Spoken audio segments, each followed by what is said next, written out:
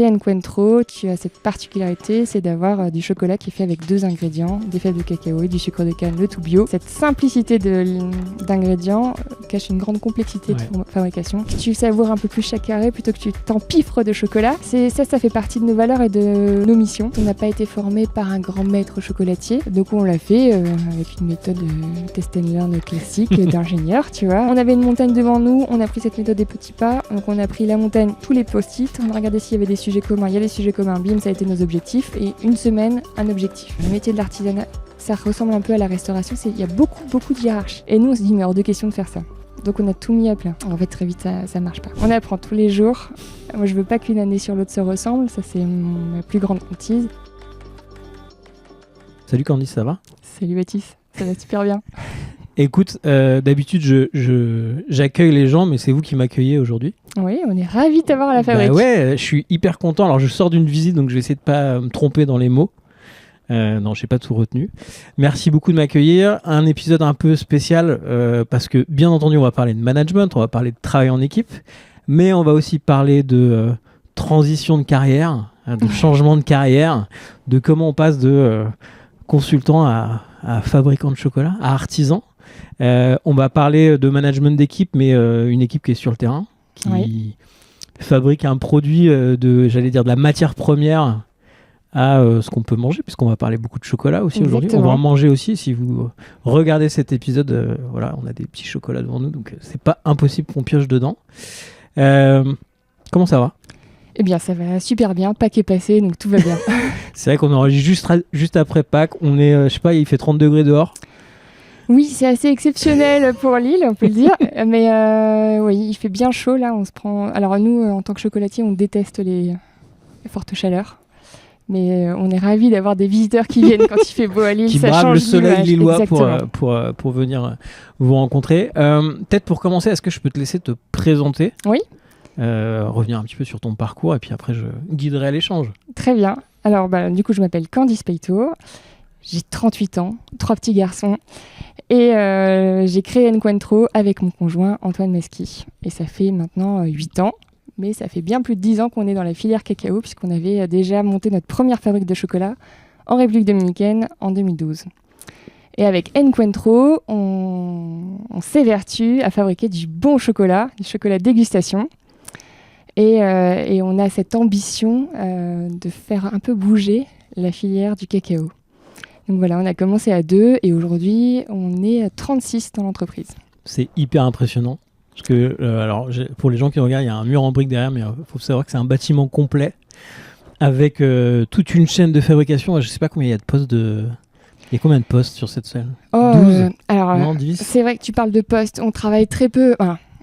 On n'aime pas le côté un peu posté parce que ça fait un peu usine. Ouais. Donc généralement, les gens, on travaille debout et on est très dans le mouvement. Mais c'est vrai que je vais avoir, en fait, on va nous parler en termes de machines. Et je veux dire que je peux avoir jusqu'à 4 à 5 prods sur une demi-journée. Et ça va pour la fabrication des produits. Mais à côté, j'ai la fabrication du chocolat. Et là, tu vas avoir plusieurs rombos qui travaillent en continu. Donc voilà, il y a du monde en production. On commence déjà à être sur du jargon, donc je vais te demander de m'expliquer tout ça. Avant qu'on rentre dans le vif du sujet, est-ce que tu peux revenir un petit peu sur ton parcours ? Oui, bien sûr. T'es pas chocolatière de formation ? Non. Moi, j'ai fait l'ITEM. C'est un département de Centrale Lille. Donc j'ai un diplôme d'ingénieur avec une formation qu'on appelle manager entrepreneur avec la Schema. Rien que là, déjà, c'était un peu atypique parce que je suis la 3e promotion de cette formation, de cette école un peu à part. Maintenant, je trouve que c'est de plus en plus courant et tant mieux. Ça fait en sorte d'avoir des étudiants qui ne sont pas dans une case et qui peuvent toucher à tout. Antoine, c'est assez marrant parce que lui, il a pris la filière plus. Lui, il a fait Centrale Lille plus HEC Entrepreneur. Tout meilleur. Mais ça fait des visions un peu différentes qui se complètent bien. Et donc voilà, donc j'ai plutôt... en tant que formation, en ayant ce diplôme-là, j'ai plutôt commencé dans des métiers sur le digital, dans une start-up. Et j'ai rejoint par la suite, après notre aventure entrepreneuriale, un grand cabinet de conseil. Mais déjà dans ce cabinet-là, j'étais dans une toute petite équipe où j'ai créé La Factory, où on était déjà dans des méthodes de travail, où en tant que consultante, j'ai aussi participé à l'aménagement des bureaux. Donc j'étais déjà un petit peu atypique dans cet environnement-là. Et alors, je pense qu'il y a une question que tous les gens qui nous écoutent se posent, c'est quoi le déclic ?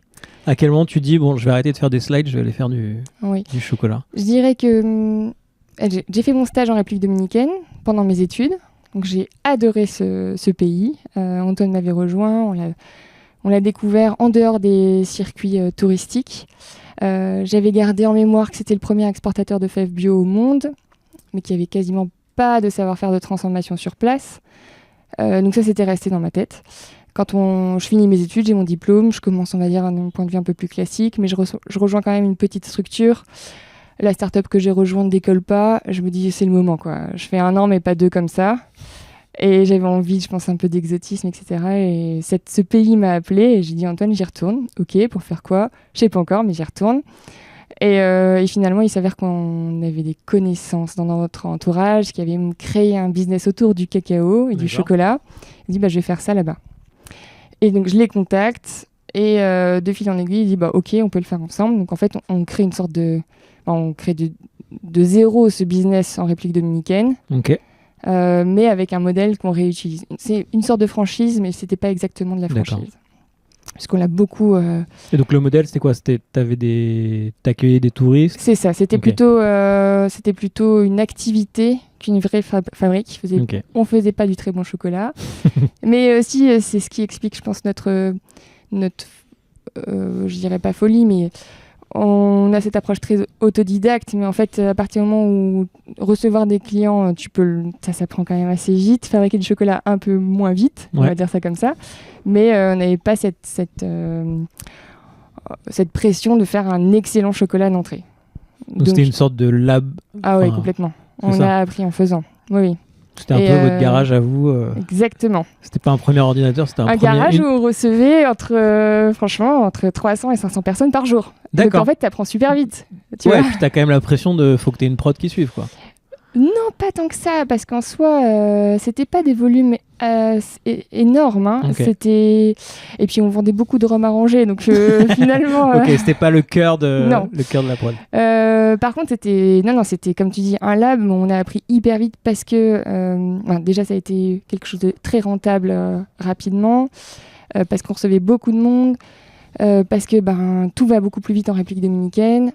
Cette liberté a un coût, un vrai coût, celui de notre tranquillité. Ouais. Et c'est pour ça qu'on est rentré aussi rapidement. C'est qu'à un moment donné, quand le business fonctionne aussi bien, tu as beaucoup de corruption, il faut donner tes petites commissions par-ci par-là. Et si tu fonctionnes pas avec les règles locales, et en fait, on t'intimide, on te menace et ça peut aller très loin.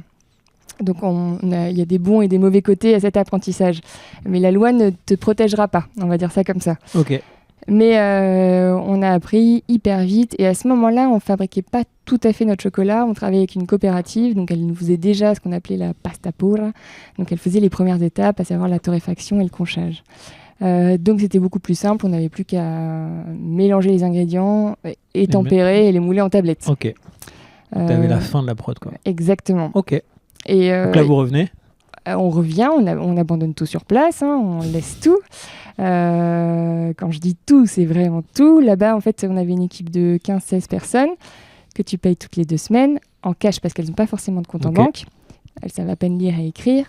Tu les formes, elles peuvent ne pas venir parce qu'elles ont été faire un petit séjour en prison. C'est très, très particulier. C'est un autre management. C'est ça, c'est une bonne façon de commencer à manager. Exactement. Petite aparté, un jour, il y a une dispute au sein de l'équipe et j'apprends qu'une des personnes a sorti un couteau et a menacé. Donc, je le renvoie sur le champ et il m'attend. Et pendant 1 semaine, il m'attend à la porte pour régler ses comptes avec moi. Okay. Mais moi, j'ai jamais eu peur de ça et je l'ai toujours... ça fait partie... ça représente absolument pas la République dominicaine, mais ça faisait partie de... Voilà, tout le monde est armé. Des us et coutumes, quoi. Ouais. Okay. Et en fait, on a pu discuter, il me faisait pas peur, mais voilà. Mais en fait, ça montre un petit peu une autre manière de travailler. Ok.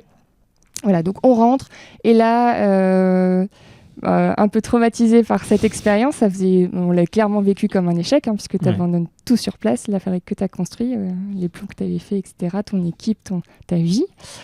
Et ton bébé, en l'occurrence, c'est cette fabrique de 400 mètres carrés. Et donc, on reprend un chemin plus traditionnel. Et moi, je rejoins donc, ce cabinet, Wavestone, à l'époque Solucom. Et voilà. Et j'ai trouvé ça hyper chouette parce qu'ils ont vraiment valorisé cette expérience entrepreneuriale. Ça a été comptabilisé dans dans mon parcours. Et rien que ça donne ça donne encore plus d'assurance, c'est de se dire, quelques années plus tard, cette expérience à l'international, à l'étranger, j'ai énormément appris. Au début, je l'ai vécu comme un échec, mais finalement, ça m'a quand même fait grandir. Hyper intéressant. Et alors, du coup, le deuxième plongeon, c'est quand ? Le deuxième plongeon, on a notre deuxième enfant, on loupe un rendez-vous à la crèche, on a genre 1 heure d'avance, ça ne nous arrive jamais. On se retrouve dans un café avec Antoine, et là, il y a un super euro million à gagner, 150 millions.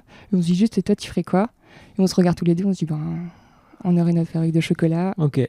Et voilà, et on se dit, pourquoi attendre d'être riche pour faire ce qu'on aime ? Et donc, à partir de là, ça a vraiment été le déclic, et il s'avère que c'était une période un peu plus calme pour Antoine. Lui, il travaille dans une start-up parisienne, il venait de se faire acheter par le groupe Accor. Il y avait pas mal de mouvements, etc.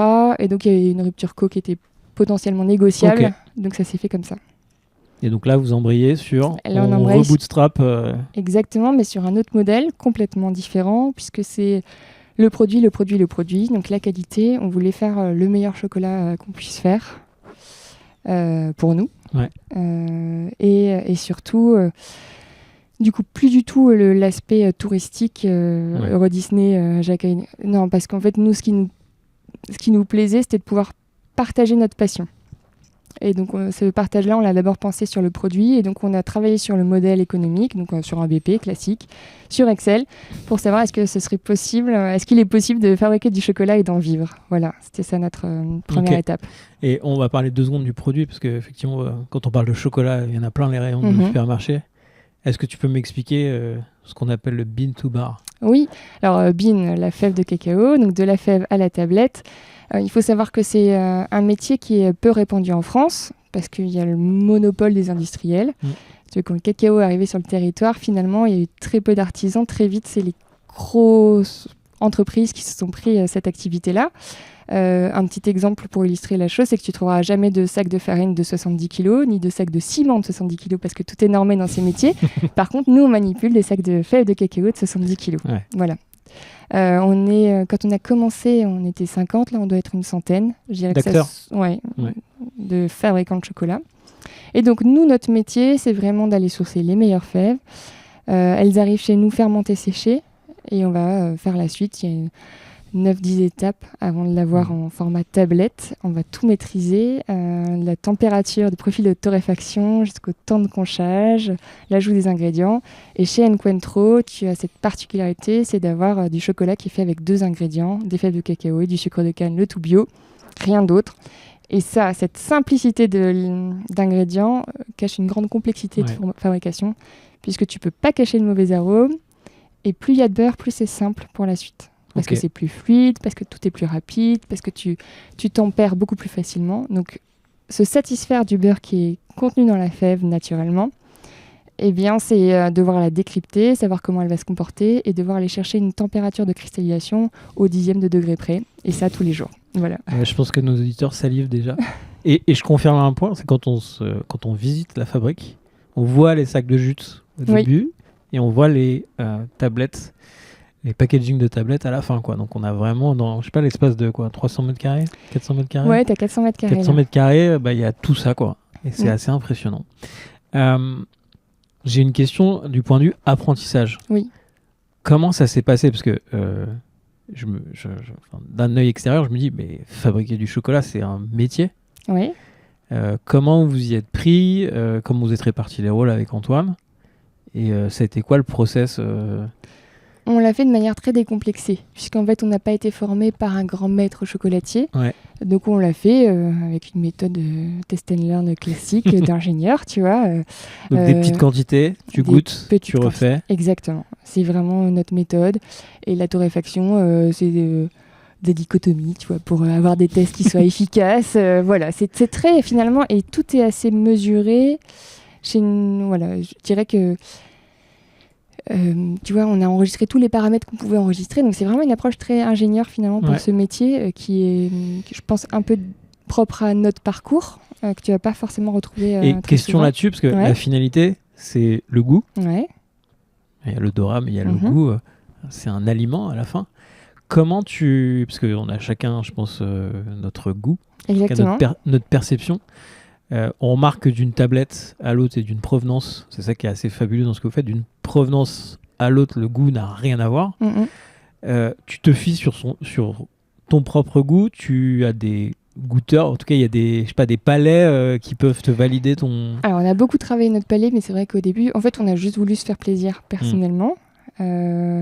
Finalement, parce que d'une part il faut aussi qu'on se nourrisse de notre métier, tu vois ce que je veux dire, c'est que ça doit t'apporter quelque chose, tu dois être fier de ton produit, donc ça doit te plaire à toi.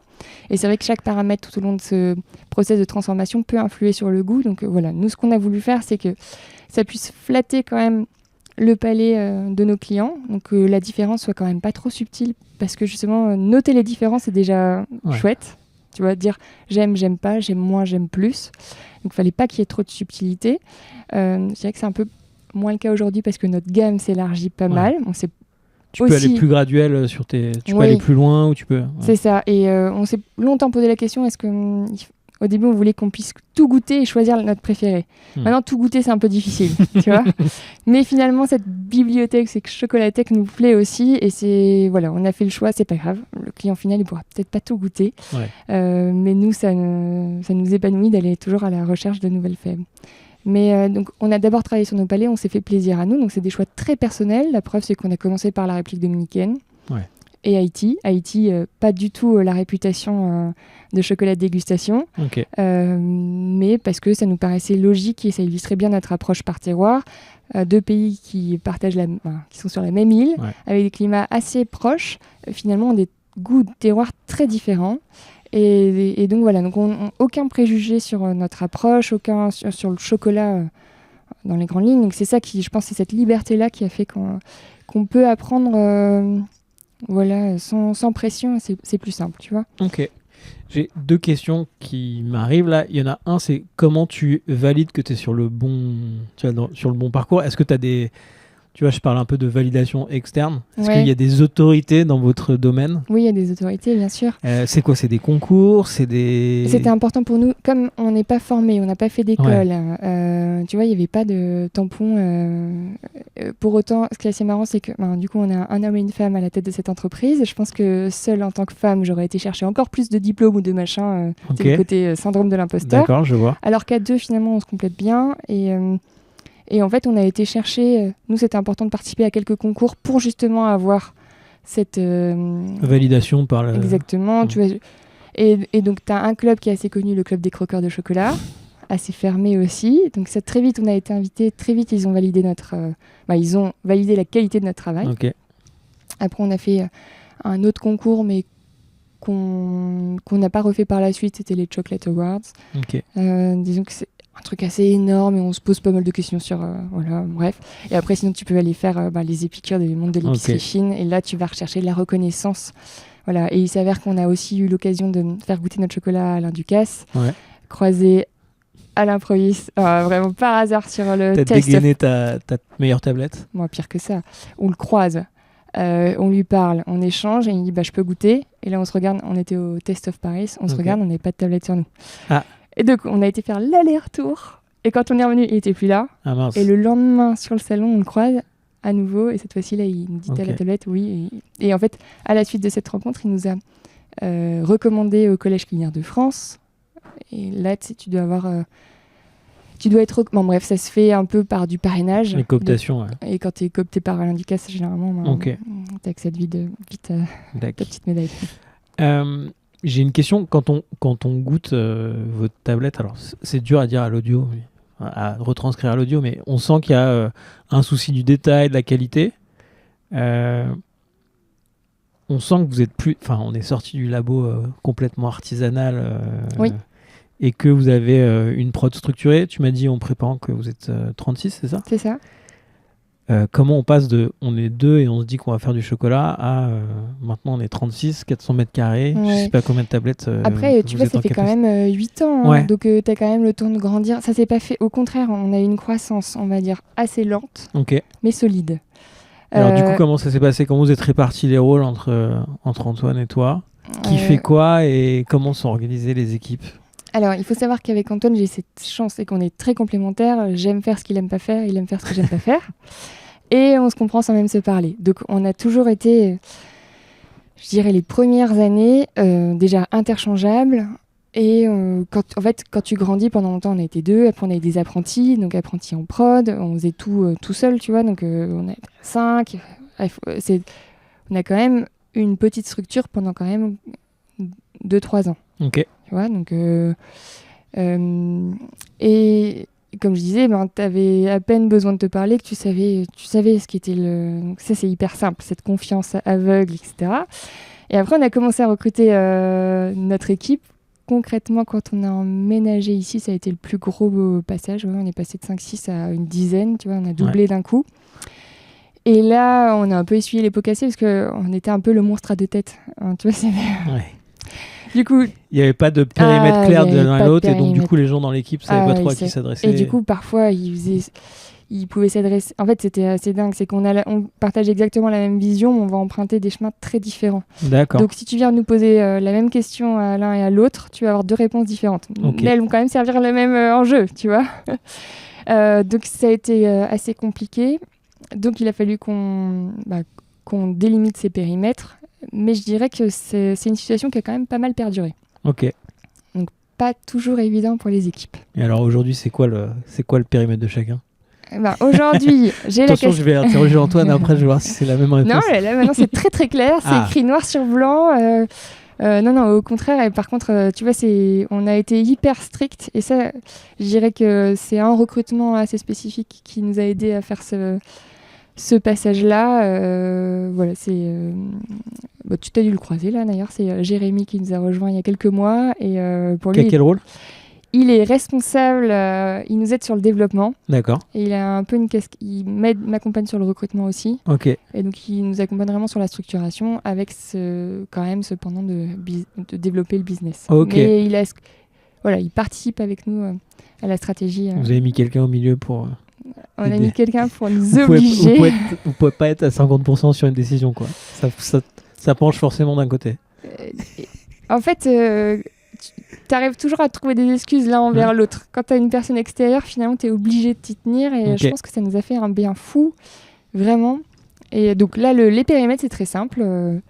Moi, j'ai la production. Antoine, la partie commerciale. Ouais. Et après, surtout ce qui est fonction support, j'ai la partie RH, il y a la partie finance. Ok. Donc, on a enfin une sorte Il m'a dit qu'il faisait aussi le mécanicien. J'allais y venir. Il a la partie maintenance. D'accord. Et on a ensemble le développement des produits. Ok. Voilà. Très clair. Si on passe sur la partie prod, ouais. Parce que j'ai l'impression que c'est là où il y a le gros de l'équipe. Il y a le gros de l'équipe, oui. Comment c'est structuré ? Même si tu vois pas, en fait, on a quand même l'autre boutique Grand Place. Donc finalement, l'équipe de vente commence à bien... Il commence à y avoir une... Bon, là, on est à la fabrique, donc on va parler de la fabrique. Oui, bien sûr. Comment vous êtes organisé ? Quels sont les types de profils aussi ? Je pense que c'est hyper intéressant de comprendre comment vous avez constitué l'équipe.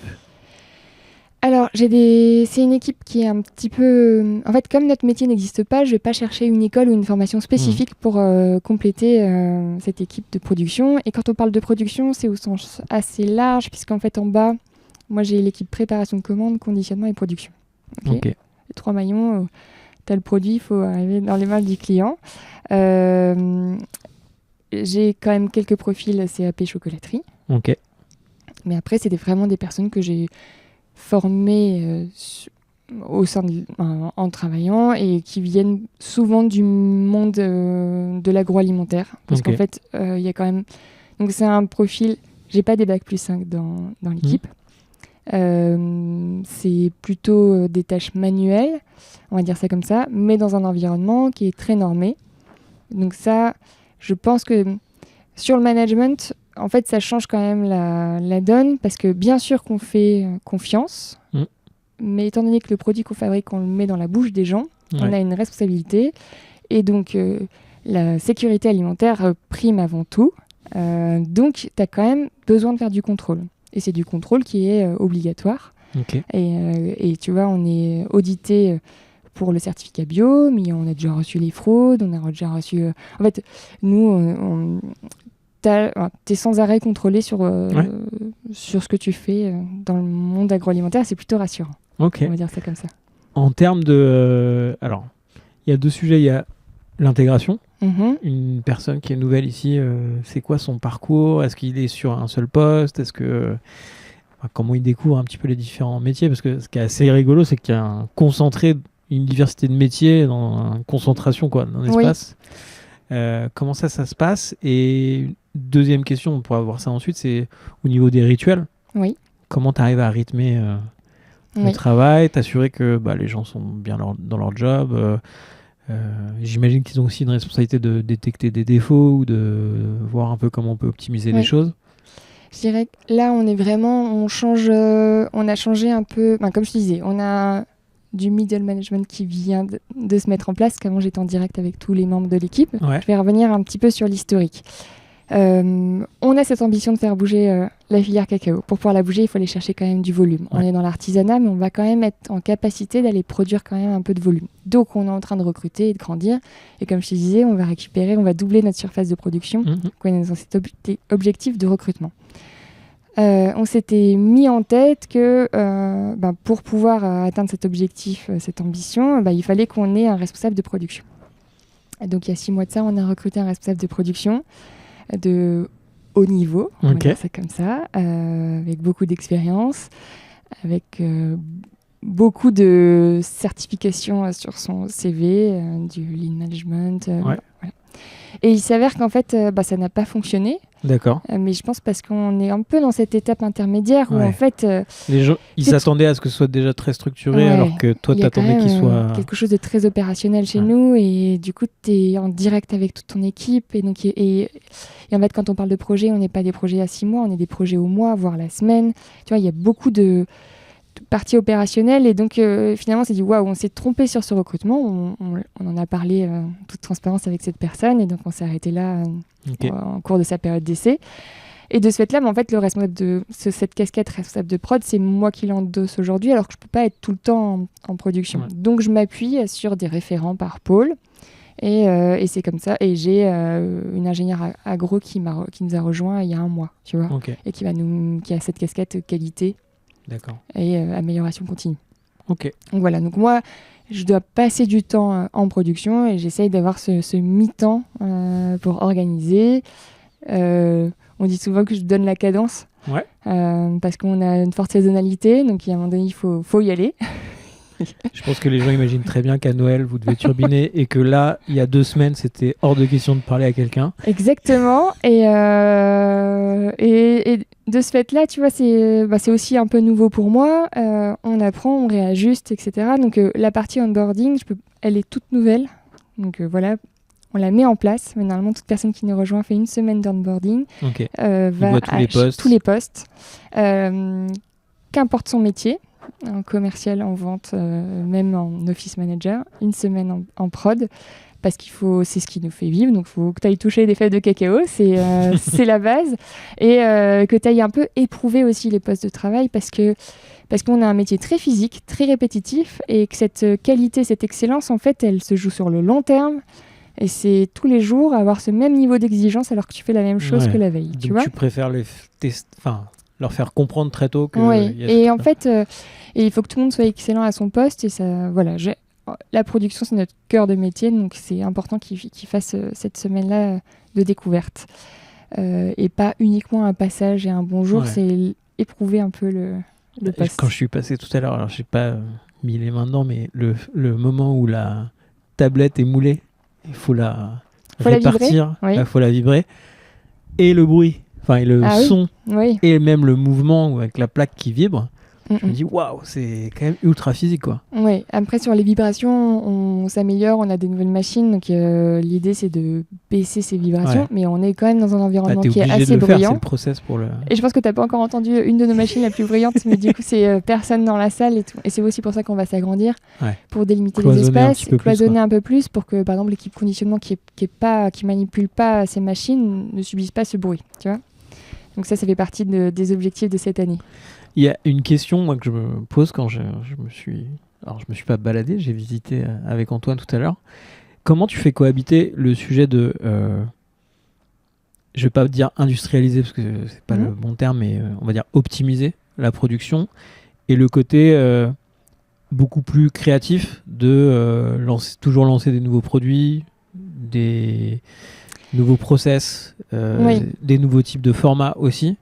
Comment tu arrives à faire cohabiter ces deux Je dirais qu'on n'est quand même pas le chocolatier qui te propose le plus de nouveautés, d'une part. Ok. On aime être le chocolat du Tu mets le quotidien. curseur plutôt sur... C'est la qualité. tablette du quotidien, tu vois. D'accord. On veut être vraiment dans ses habitudes, manger moins mais mieux. Et on n'est pas dans l'hyperconsommation avec, par exemple, on fait pas de petits muguets verts. Voilà, pour le premier. Bref. Pardon. Mais chacun fait ce qu'il veut, hein, mais ça, c'est pas notre truc. On ne tu vois. prononcera pas le nom de la dernière tendance. Tu m'as interdit de le dire, mais voilà. Ah ouais, on peut Vous le n'êtes dire, pas ouais. sur TikTok toute la journée à suivre ce qui se passe, quoi. Exactement. Et en fait, c'est assez marrant parce que, certes, on est sur les réseaux sociaux, mais de toute façon, quand on paye pas, c'est qu'on est le produit, donc on utilise ce qu'on nous met à disposition, mais on n'a jamais fait de Facebook Ads ni autre Ok. chose. Donc, on a ce côté où on n'est pas dans l'hyperconsommation, on veut pas surfer sur des buzz. Nous, on s'inscrit sur du long terme. D'accord. Et voilà, il y a quand même pas mal de choses qui se passent dans le monde du cacao. Donc, voilà, c'est...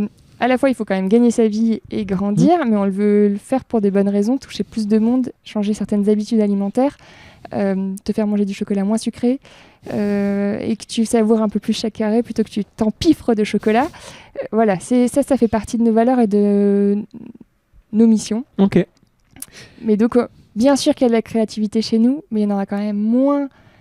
Très clair. Le curseur, il est plutôt sur qualité, C'est ça. plus que diversifié. Je pense que c'est ça qui explique peut-être un petit peu notre difficulté à recruter, même si on reçoit énormément de candidatures. Je suis hyper transparente là-dessus. Quelqu'un qui a fait un CAP chocolaterie, il a passé une demi-journée à apprendre comment fabriquer du chocolat. Nous, c'est notre cœur de métier. Ouais. Et il va vouloir faire plein de décors, de machins, de trucs, alors que là, je vais un peu le casser dans sa créativité. Donc, On fait des tablettes. On fait des tablettes. Ok. Et pour autant, on n'est pas à l'usine, parce qu'on le fait avec le cœur, avec les sens en éveil. Mais oui, tu as moins de créativité. Très clair. Je reviens sur ma question autour des rituels. Ouais. Comment tu rythmes justement la vie de l'équipe ? Alors, on a testé pas mal de choses. Et là, ce qui nous convient bien, c'est de toute façon, équipe de prod, c'est tous les matins, 5 minutes. En gros, c'est comme un stand-up meeting. On voit s'il y a des points bloquants, on fait un petit point sur... J'ai vu que tu faisais du management sécu. visuel en bas. Oui, il y a beaucoup de management visuel, oui. Excuse-moi, je t'ai coupé. Non, mais pas du tout. Mais je veux que chaque début de journée, tout le monde sache ce qu'il a à faire. Ok. Voilà. Et qu'on se donne les objectifs, qu'ils aient aussi en tête les prods à ne surtout pas rater. Ouais. C'est C'est toi qui l'anime, ça ? Ouais, et j'ai aussi Sylvia, Ok. ma chef d'atelier, notre first employee, qui prend le relais. Donc c'est une fois sur deux. Souvent, je prends le lundi, mais le reste de la semaine, c'est elle qui va animer. Ok.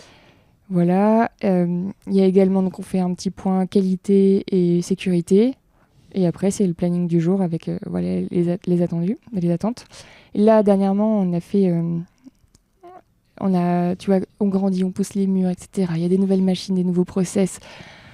C'est un petit peu difficile parce qu'on est dans un environnement contraint, on attend le local à côté. C'est toujours c'est toujours un petit peu compliqué. Donc, on a laissé passer Pâques, mais après, on s'est dit stop, il faut reprendre les bonnes habitudes. Donc, on a fait... Il y a une autre personne de l'équipe qui s'est emparée du sujet hygiène, qualité. Et donc, on a la méthode des petits pas. Ouais. Tu vois, genre, tout le monde a mis... Parce que ça crée parfois des petites tensions. Tu vois, la plonge, elle est utilisée par plusieurs équipes. S'il y en a un qui fait pas son boulot, ça crée... les autres sont pas contents. Moi, je râle parce que la plonge, elle est pas tenue correctement. Donc, c'est toujours sur les mêmes en plus. Bref, je vais peut-être pas ajuster. C'est un peu comme les parents qui prennent en flag. Tu cries sur les deux, mais il y en a un qui est plus responsable que l'autre. Ok. Je reviendrai là-dessus parce que absolument loin de moi d'infantiliser l'équipe, pas du tout. Mais je reviens je finis là-dessus. Mais en gros, on avait une montagne devant nous, on a pris cette méthode des petits pas. Donc on a pris la montagne, tous les post-it, on a regardé s'il y avait des sujets communs. Il y a des sujets communs, bim, ça a été nos objectifs. Et une semaine, un objectif. Okay. Et on avance comme ça. Voilà. Et là, c'est animé par une personne de l'équipe. Les gens sont responsabilisés sur les objectifs ? Ou c'est un travail Si, on a un peu plus découpé les périmètres. On a vraiment était plus clair sur qui était responsable de quel endroit. Avant, c'était un petit peu trop partagé. D'accord. Et en fait, tu vois, ça a été un petit peu notre erreur, je dirais. Bon, c'est pas une erreur, mais notre apprentissage. C'est qu'on était école d'ingé, t'es entouré de alors, je veux dire, moi, le Lab RH, c'était un peu ma bible. J'ai testé plein entre la méthode holacratique, etc. On a testé plein de trucs dans mon ancien cabinet. Et on était là en mode, au milieu des startups, en mode, non mais chez Encuentro, ça va être du flat. Tu vois genre super, tout le monde en fait confiance et on responsabilise tout le monde et ça va fonctionner comme ça. Et en fait, il faut se dire que la chocolaterie, le métier de l'artisanat, ça ressemble un peu à la restauration. Il y a beaucoup de hiérarchie. Ouais. T'as un sous-chef, un chef, et en fait, et chaque strate, c'est une personne pratiquement, tu vois. Ouais. C'est vraiment... Et nous, on se dit, mais hors de question de faire ça. Donc, on a tout mis à plat. Ok. En fait, très vite, ça marche pas. Ok. Ça marche pas. On a testé plein de trucs. Et finalement, là, il y a peu de temps, on a décidé de remettre de la hiérarchie. Ok. Parce qu'en fait, les gens en ont besoin. Ils ont besoin d'un cadre et de parler à une seule personne. Ils ont besoin d'un cadre, ils ont besoin de savoir qui est responsable, ils ont besoin de savoir en fait, parce que dès que je sortais de l'équation, en fait, tu vois, c'était ils étaient un peu perdus. Ok. Alors que maintenant, j'ai 3 référents, j'ai 3 pôles, 3 référents, une chef d'atelier quand je suis pas là, une oui, il n'y a pas non plus d'istrat, quoi. Non, il n'y a pas d'istrat. Mais je veux dire, on a mis de la hiérarchie aussi, apprenti et CDI, chose que je faisais pas auparavant, mais parce que eux aussi ils ont besoin de faire valoir leur expérience et leur diplôme entre guillemets, tu vois. Donc finalement on en a remis et j'ai trouvé ça beaucoup plus sain et je trouve que ça fonctionne mieux aujourd'hui avec ça. Ok. Est-ce qu'il y a d'autres rituels plus autour de l'apprentissage? J'imagine que vous avez tous les deux développé du savoir-faire, alors ne serait-ce même que les recettes. C'est dur. Comment vous... alors, est-ce que vous transmettez ça? Comment vous le faites? Est-ce qu'il y a des gens qui sont responsabilisés sur ces sujets et sur s'assurer que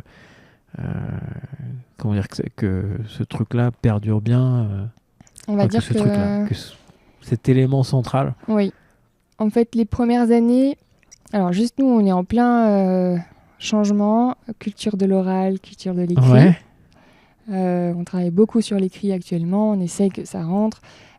Auparavant, dans l'équipe de production, j'avais pas d'ordinateur. Maintenant, il y a 3 personnes qui ont un accès à un ordinateur. Donc, on change complètement, on donne plus de responsabilité.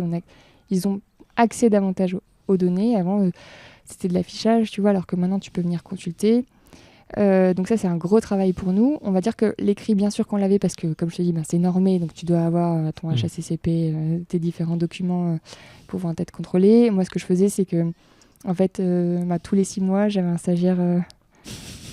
qui se chargeait de rentrer toutes ces données? En fait, je prenais un école ingé agronome qui venait pour un stage qualité de 3 à 4 mois. Okay. Et en fait, pendant 3 à 4 mois, généralement, c'est un stage qui fait avril... qui débute en avril ou en mai, et du coup post-pack, et hop, on reprenait tout, on remettait tout à jour, tu vois. Et en fait, du coup, ça faisait 1 fois par an, on reprenait tout. Tu avais un badge de saisie. Exactement, de la structuration, etc. On reprenait les affichages, et les process. Ça m'obligeait à faire ça. Aujourd'hui, comme je t'ai dit, j'ai recruté une personne, donc ça va me permettre de faire ça de manière plus continue. Je dirais que la formation, nous, on travaille. Alors là, c'est le milieu informatique, c'est que on travaille toujours par binôme, double check. Okay. Normalement, tu t'écris ton code, tu le relis, etc. C'est du pair chocolating. Exactement. C'est ce que mais vraiment. Hein. Okay. Et c'est double vérification. Tu vois, avant de lancer la ligne, donc la ligne, c'est une grosse machine. Une fois que tu la lances, elle est partie. Et là, c'est de la vérification à 2. Il y en a une qui check un peu pilote que pilote. Ouais. Et ça se fait comme ça. Donc là, ça c'est pour, on va dire, lancer et travailler au quotidien. Pour former, ça se fait toujours en binôme. Et après, s'il y a beaucoup de choses où on doit redescendre, Antoine et moi, oui, ça se fait, c'est du compagnonnage en quelque sorte. Tu me regardes faire, après je te regarde faire, et après je te laisse, et après c'est parti. Là, tu vois, j'ai formé une personne qui vient d'arriver dans l'équipe conditionnement. Elle va bientôt toucher à notre empaqueteuse. Notre empaqueteuse, c'est notre Ferrari, tu vois, 200 000 balles. Donc, tu n'as pas envie, tout le monde ne peut pas mettre les mains dans cette machine. Elle est très précise et elle est vitale pour l'entreprise. Donc, le nombre de personnes qui y a accès est très limité. Pour les gens qui ne suivent pas, en gros, c'est la machine qui prend la tablette brute et qui la C'est la marmotte. C'est la marmotte, c'est la exactement. marmotte. Sauf que vous n'avez pas une armée de marmottes. Exactement. Et que c'est un poste qui prend beaucoup de temps en fait. Oui, ça prend du temps. C'est pas tous les jours. Mais disons que voilà, cette machine, quand elle est en panne, elle nous met en stress direct. Ouais. Et on n'en a qu'une. Donc, on y touche Voilà. après avoir été formé, reformé, reformé. C'est ça. Et là, on travaille beaucoup. Tu parlais de management visuel, mais on travaille aussi beaucoup avec l'oreille. Ok. En fait, les machines, on sait quel bruit elles font. Si elles font un bruit qui est un peu différent, tout de suite, ça veut dire qu'il y a un contrôle à faire. Et donc, alors là, tu vas me dire c'est un peu compliqué parce que quand la ligne fonctionne, etc. Mais vraiment, le bruit fait... je me souviens, Antoine, en plus, il est hyper fort là-dessus, mais tu vois, on ferme la fabrique, il tourne la clé, il dit attends, il manque un bruit. Ok. On vient, et en fait, il y avait une machine qui avait sauté, et du coup, il n'y avait plus le petit truc que tu Le petit bip et pourtant, ou le petit... c'est même pas un bip, hein, c'est la roue qui tourne, tu vois. Donc, et ça, voilà, c'est vrai que c'est plus possible d'ici. Déjà, ça devrait ne plus l'être, mais c'est pour dire que voilà, on contrôle avec les yeux, avec les oreilles, et on goûte aussi. Mais je pense que d'abord, c'est du visuel. Ok. On arrive à la fin de cet épisode. Mm-mm. Merci beaucoup pour tout ce partage. Si tu devais résumer les 2-3 gros apprentissages en termes de management voilà, à travers cette aventure, c'est quoi les trucs que tu retiens et les trucs qui sont peut-être aujourd'hui un peu tes repères, tes phares quand tu lances un nouveau projet au sein d'Encuentro? Moi, je dirais que la communication, c'est vraiment, c'est pas évident parce que, comme je te disais, on n'avait pas besoin de se parler pour se comprendre. Et quand tu as d'autres personnes qui nous rejoignent, c'est le fait de bien communiquer et d'être très clair sur les attentes nous permet d'aller plus vite dans l'apprentissage. Et parfois, il faut savoir prendre le temps, voire perdre du temps pour pouvoir accélérer derrière. C'est ce qu'on fait un peu là en structurant tout. Donc voilà. Et après... on peut transmettre que ce qu'on maîtrise. Il y a le côté, finalement, quand on forme quelqu'un, c'est aussi une manière pour nous de savoir si tout est en maîtrise. Donc, voilà, je dirais, non, mais en fait, tu sais, on apprend tous les jours. Moi, je veux pas qu'une année sur l'autre se ressemble. Ça, c'est ma plus grande hantise. Et parfois, on apprend un peu dans la douleur. Il faut rester humble et le petit Rex fait du bien, en fait. Il ne faut pas refaire tout le temps les mêmes erreurs. Ouais, voilà. Et je retiens aussi qu'en transmettant, tu continues à apprendre aussi. Ah oui, complètement. Ouais. Ok. Où est-ce qu'on va pour suivre vos aventures ? Vous pouvez nous suivre sur Instagram, Chocolat Encuentro. On mettra le lien dans la description de l'épisode. Un petit peu sur LinkedIn. Ok. Voilà. Si on a envie de vous contacter, c'est quoi le mieux ? LinkedIn ? Le mieux, c'est... non, c'est sur le site, il y a un formulaire. Sinon, c'est contact@chocolatencuentro.com. Et sinon, vous pouvez goûter nos chocolats un peu partout dans les meilleures épiceries fines de France, sur notre site et au sein de nos 2 boutiques. Vous êtes distribué partout en France ?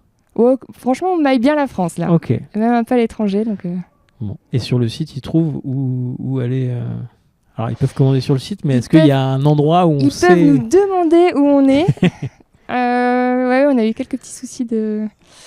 Bon, bref, on va bientôt le remettre en ligne parce mais on est plutôt réactif. Donc, ok. Vous mettez une ville, on vous donne les meilleurs points de vente. Bon, et si vous ne trouvez pas, vous leur faites un petit message sur LinkedIn, ils vous répondront. C'est ça. Dernière question que je pose à tous mes invités. Est-ce qu'il y a une personne de ton réseau qui serait intéressante à interviewer ? Moi, je dis toujours... Alors, j'ai une règle, toujours une femme. Ouais, t'as raison. Mais là, le problème, c'est que je vais dire la même. C'est toujours... là, c'est Christelle qui est à la tête de la Gentle Factory. Okay. Du coup, un autre univers, le textile. Ouais. Mais ça fait... On l'a déjà cité... bref. Non, elle est vraiment géniale. Et je pense qu'elle aussi, elle apprend beaucoup. Et elle est aussi dans une filière où ça bouge pas mal. Bon, écoute, on va faire partir une invitation. Merci beaucoup, Candice. Merci, Baptiste. Merci pour tes insights, tes apprentissages et d'avoir de m'avoir un peu ouvert la fabrique, aussi bien dans la visite que dans ton partage. Il me reste à souhaiter une bonne suite ou fin de journée aux auditeurs et aux auditrices qui nous ont suivis jusqu'ici. Je vous donne rendez-vous la semaine prochaine pour un nouvel épisode de Learning by Doing. Salut! Salut!